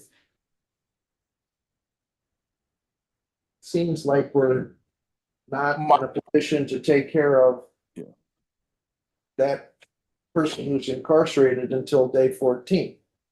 My understanding, and please clarify with the Department of Corrections, but what we have historically done, and I believe that it is still the same process, was that those individuals would be initiated on medication via telemedicine. They might not get a comprehensive medical examination, but we would see that they're having what we would call COWS scoring, or clinical opiate withdrawal scoring. They would be scored, said, you as an individual right now are starting to experience withdrawal, and we would set that via telemedicine that they would go ahead and be initiated on buprenorphine, where then they might have to do the more comprehensive medical examination after the fact, but they were treating the individual based on the eruption of symptoms.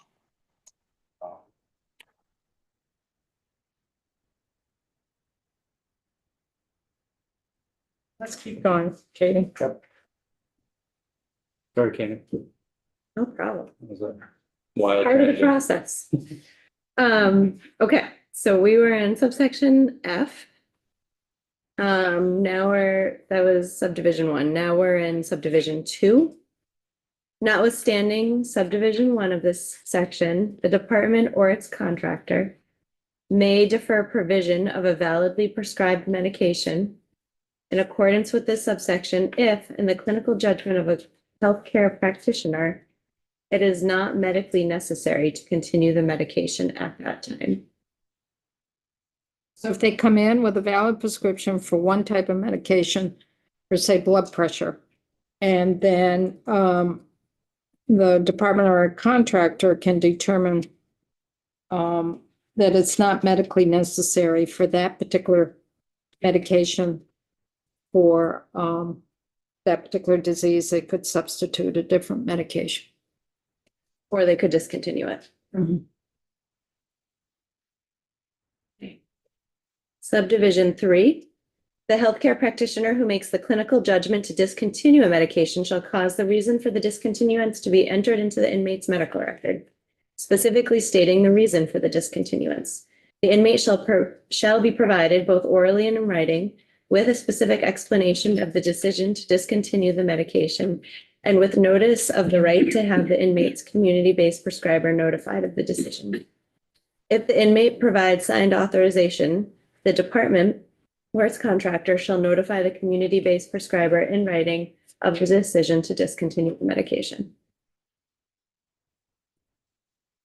Subdivision 4, it's not the intent of the General Assembly that this subsection shall create a new or additional private right of action.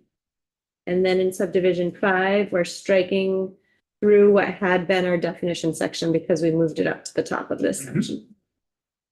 We Subdivision. have a question. Just, and I know I've heard this, so I need to hear it again. So back on 18, number 4, 18. Page line 4. 18, Yeah, page 4. So that this subsection shall create a new, Shall not. shall not it create a is new. not the additional- intent. Right. So the intent of the General Assembly is that this subsection would not create a new or additional private right of action. And the private right of action is, And individuals, Sue the state lawsuit, yeah, for the state. thank you. because they've got taken off, their medication was discontinued. Okay, Thank you. yeah. Subsection G, external medical provider contracts. I'm almost hesitant to say this. I was surprised that when I received your markup, you didn't change external. So I didn't change it here. Pretty broad though, isn't it? Well, it just seemed like when we were talking about it, external sort of has two meanings and we were getting stuck in the fact that it had two meanings. So the way I was thinking about it when I chose to put the word external there was an entity, a contract with an entity that is not DOC. And as I heard the committee discussing it, I heard some folks were interpreting it as like physically outside a correctional facility, so separate from even the DOC contractor. So if folks feel comfortable with the use of external, we can leave it. I think it came up in the discussion of out-of-state beds. Mhm. Because we have 120 inmates who are held down in Mississippi. Mhm. And that's a separate contract. Mhm. And within that contract, there's medical care that's provided. Mhm. And it's not provided by DOC or WellPAC. Mhm. It's provided down there in their world. And I think that's the context that we brought up the external medical provider contracts. I think the meaning would, it had said third-party medical provider contracts. I think it had meant contracts, a contract with DOC, And an outside but third party. third party, but the third party could be WellPath, I guess is what I'm getting at. I don't know that the third party necessarily meant out of state. It just meant with an entity that wasn't DOC. But I think what we ended up talking about as well was how does the out-of-state contract and the medical care for our folks in Mississippi, how does that play out? I asked DOC this question this week. Does that take us down the wrong path? I can read the email if you're curious to hear it. It was helpful for me. Yeah, let's hear because I think that's part of the context. We brought that question up about the term external. Right. I have to put up my email, hang on.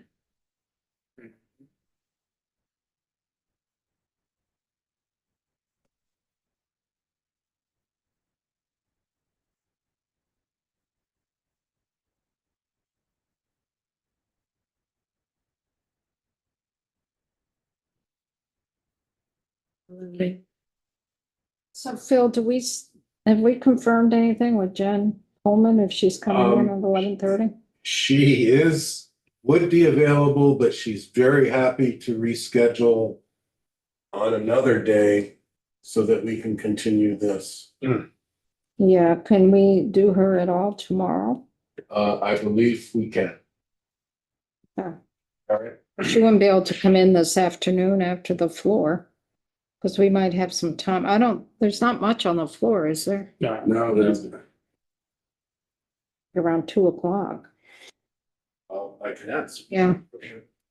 This is from a staff attorney at DOC because the general counsel is not available this week.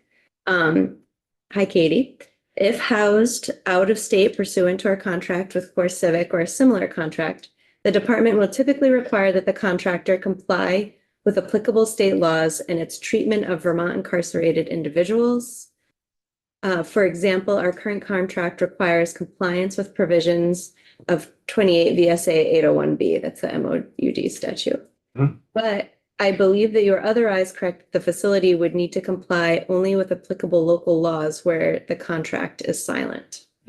If housed, Laws being down in Mississippi. yeah. So if the contract doesn't specifically speak to it, then the local state laws apply. If housed out of state with another state agency, the Interstate Corrections Compact or the New England Corrections Compact provisions would apply unless the agreement with the other state was in effect prior to enactment of the Interstate Corrections Compact statutes. The enabling statutes require that confinement in a receiving state shall not deprive any individual of any legal right which they would have had if confined in the sending state. Contracts made pursuant to the compacts generally indicate that an individual with a receiving state remains subject to the laws of the sending state. The only agreement I am aware of that does not contain such a provision is our agreement with the Bureau of Prisons. It is my understanding that it is not DOC's practice to send individuals receiving services to a jurisdiction where they are no longer able to receive those services.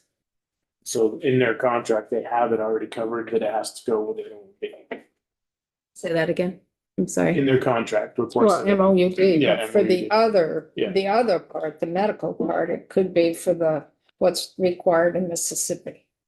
If it's not in the If contract. it's not in the contract. Cool. So, I think we go back to third party. Because I think external is so broad Yeah. and we. Mhm. I mean, I don't know if other committee I remembers agree. this, but I think the question came up about the out-of-state bed contract in medical care when he saw the term external.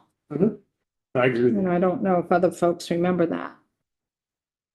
Argument here. okay, so I'll switch it No back to argument. third party. Okay. Any contract between the department and a provider of physical or mental health or substance use services shall establish policies and procedures for continuation and provision of medication at the time of admission and through release as determined by an appropriate evaluation by a healthcare practitioner, which will protect the health of inmates. So we were hung up on the word through release because it's like, how far through release? Because they can be released on furlough, back to the community. It's more at the time of reentry that we were talking about, right? Do you would like to say through reentry? I think we're sure. Okay. Was Unless I missed reentry something. defined someplace?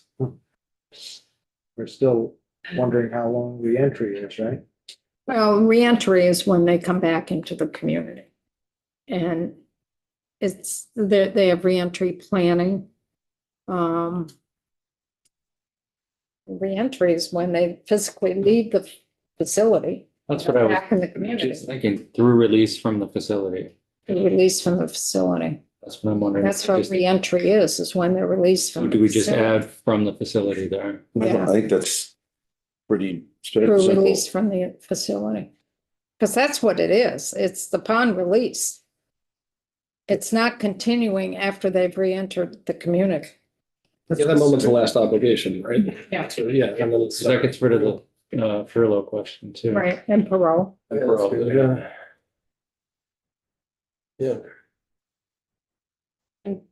Does that feel like it stands up? That works, I think. Yeah. So there is a date, there's a final date for every person that's been incarcerated and released. That they're no longer tied to the state, the state's no longer responsible Oh, for them. the state is, because they're under furlough. So they're still under the custody of the Commissioner of Corrections. But there's a reentry plan in terms of when the person goes on furlough because they're physically leaving an incarcerative setting to come back into the community. Right. So they're still under the custody of the Commissioner of Corrections. But they're in the community so they can function like you and I, where they would go to their primary care provider. They would go to their local pharmacist. And they're back on Medicare. But is there not a date at the end of furlough or parole? Their sentence. What's that? their The sentence, sentence, right. when So- it's done. So that's my point, and that could vary all over the place. It could be more than 30 days, it could be, Could be 5 years, could be 10 years. yeah, exactly. Some people, even they can serve their incarcerated sentence for a minimum, but they can be released on the minimum, but they have a probation sentence after that. Okay, so my initial question that was 30 days or 28 days really doesn't apply here at all. It's to the, Well, when they re-enter the community, whether it's on furlough, which most times it is furlough or parole, they need the 28-day supply of their medication, heart, blood pressure, cholesterol. They would have a 28-day supply when they leave that facility. They'd be under furlough. Most cases they would be under furlough or parole. And if they're a detainee, shall establish. if they're a detainee, More than 30 days, but it's must include. Okay, I got it. yeah, Thanks. it's that transition from an incarcerated setting to the community, regardless of their status of furlough or parole. Subsection H, prescription medication reentry planning, except with regard,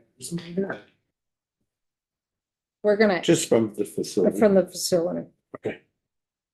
except with regard to medication for opioid use disorder. If an offender or detainee takes a prescribed medication while incarcerated and that prescribed medication continues to be both available at the facility and clinically appropriate, No, you're good. for I'm the sorry. offender or detainee at the time of discharge from the correctional facility, the department or its contractor shall provide the offender and may provide the detainee at the time of release with not less than a 28-day supply of the prescribed medication. If possible, to ensure that the offender or detainee may continue taking the medication as prescribed until the offender or detainee is able to fill a new prescription for the medication in the community.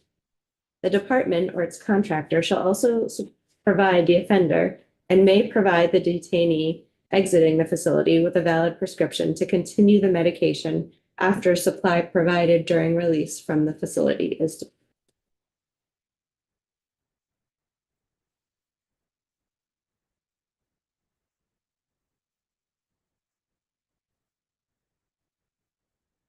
So Katie, I'm wondering, as we have on the bottom of page 5, at the time of discharge from the correctional facility, if that's not what we should use up on line 14. You want them to match Yeah, instead of through release from the facility, discharge from the facility? at the time of discharge from the correctional facility. Page 5. Well, at the bottom of page 5, if you read, it talks about when a person is reentering the community. Mhm. It says, line 21, at the time of discharge Mhm. from the correctional facility. If we pick up that language Put and it up put it there. up there, That's not it. lines 14 and 15. It's continuity. Same verbiage. In subdivision 2, the department or its contractor shall identify any necessary practitioner and schedule an intake appointment for the offender with the healthcare practitioner to ensure that the offender can continue care in the community as part of the offender's reentry plan. The department or its contractor may employ a caseworker or contract with a health navigator to assist with scheduling healthcare appointments in the community. And then that's our intent of continuity of care Yes. once they reenter. And the person usually will be on furlough or parole.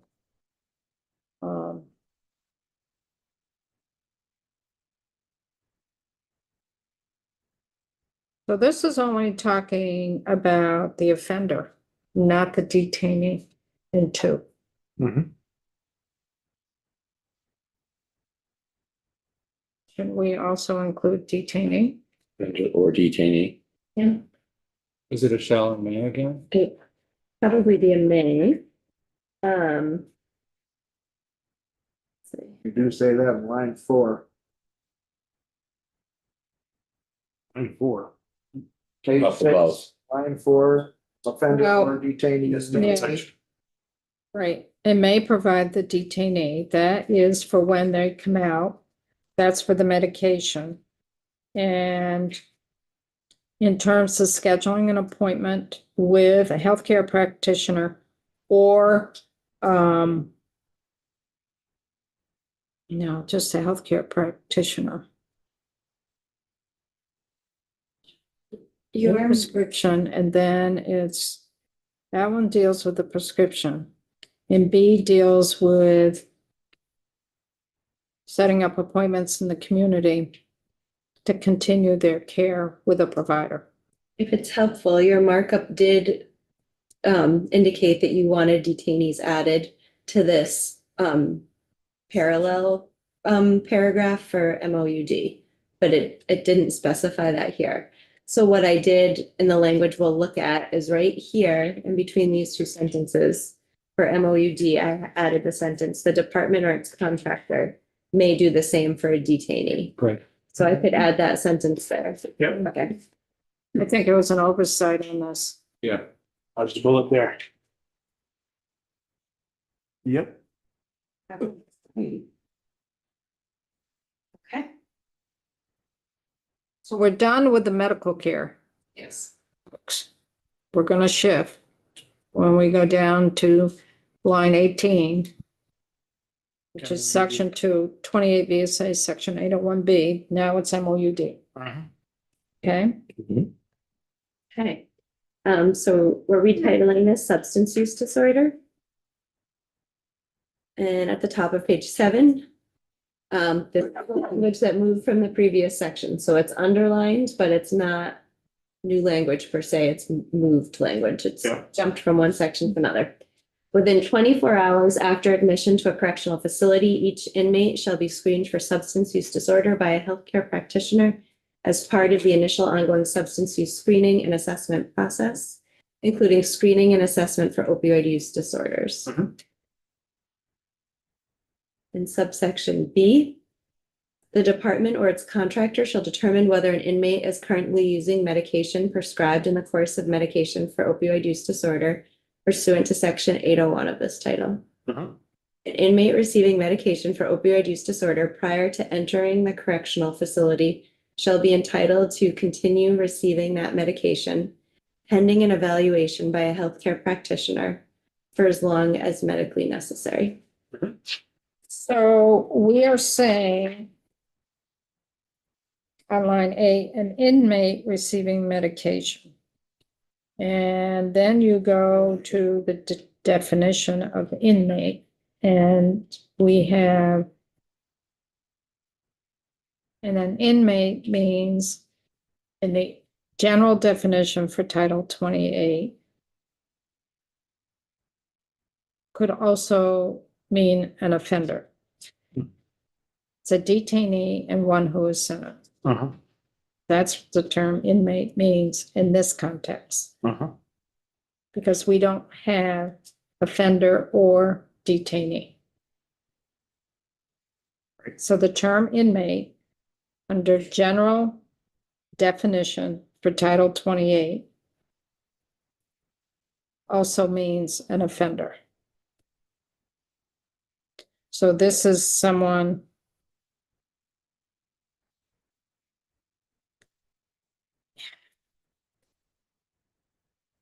all inmates include offenders, but not all offenders include inmates. So, This includes the offender and detainees. and So detainees. a detainee is being treated for MOUD prior to arriving to the facility, they shall be. Yeah, but it says within 24 hours of admission to a facility, each inmate shall be screened. So it's current language. The way we were looking at it last year, were we just thinking it was a person who was a detainee coming in? This is precisely what we were doing with this. This is the continuity of care for somebody who is entering our facilities either as as a detainee or otherwise. Or a person on furlough who violated. Right, is going to continue to receive the continuity of care. That's what this was about. Even if Using a different terminology than offender or detainee. you're saying inmate, yeah, We're saying inmate. because it's an inclusive. You have to be all inclusive. All right. The case. I don't think you have to, in this paragraph, I don't think you have to, you certainly don't have to do a shall or a may, because the intent is to provide that continuity of care even for detainees. I thought it was a chat. So there is, for folks, under Title 28, which deals with corrections, there is a general definition section that defines what an offender is, and it defines what an inmate is. And then this bill, this defines what a detainee is. Right, but detainee is not being used Right. in this line 7. Right. So then Oh, so you're by saying- using inmate, you're going to the definition of inmate Yeah. under the general definition of the Title 28. That's how that plays out. Am I correct? Giving you my off base. Yeah, that's right. It's just what we're going, right? You want to make sure that everyone who's coming into the facility within 24 hours is screened. And we've got folks who violated their furlough. We've got folks who violated their parole who are coming in. The probation is a sentence. They would be called offender because it's the court that sends them back, sends them to an incarcerative setting. And then you've got folks who are newly arrested. They have no other, they're not under the custody of corrections or the courts. Those are your detainees. So are you saying this isn't working, Bill? I'm saying that we know that the definition of inmate Mhm. means it's also an offender and a detainee. Okay, So because we have defined detainee specifically for section 801 and 801B only. It is not defined for the rest of Title 28. You want to find inmate at the beginning of this amendment? No, because it's already in general definition. Okay, yeah. I will articulate, Tony, heads up, that this does, again, right, so the question I've had all along is what if that medication being received prior to entering a correctional facility is an injectable? We've talked about that. It's probably not likely. I just want to identify that this is where that's going to matter. And with yesterday's conversation with the other member, this is the potential loophole that gets created if an inmate is receiving treatment outside of the facility in a hospital and suddenly they're on a new medication that they weren't before. I will articulate that that's probably unlikely. I'm only aware of the potential loophole because of the conversation that was brought to this room by another member. Well, let's suppose that did happen when you get back to the facility, you're once again looking at WellPath, considering what people have done outside, right? And they can make a decision to discontinue. Right. That's previous in the bill. I mean, yeah, same as they did when they were first. Yeah, I don't think, I just want to identify, Yeah. this is me being overthinking probably, but I just want to identify it as. My bigger concern, I thought we agreed inmate for a purpose, and it seems like maybe there's questions about that now. I'm not really sure. I thought it was the right choice. I agree. Yeah, I just want to, maybe I'm being way too, I'm just overthinking this to a large degree. No, it's a little messy, but I assume the same rule applies. Sorry, Tony. Yeah, no, I think it's a reasonable conversation to have. I think where I think we are healthcare wise, where I think the struggle becomes is what we're describing is particularly thinking of methadone or an injectable of things that you have. They're traditionally specialty medical programs that we would initiate something in a place that without having a coordination. I can't think of like if I needed specialty medical care and somebody initiated that with the expectation I'd be able to do that in a day, 2 days. We just don't have follow-up like that for specialty medical care. So I think that is the rationale on why we're trying to particularly work with all of the hospitals and the medical centers to say, you're referring this, you wouldn't start somebody on chemotherapy if an oncologist couldn't see the person within a reasonable time frame. You would have those pathways predefined. And I think that it does leave this as a susceptibility for anyone.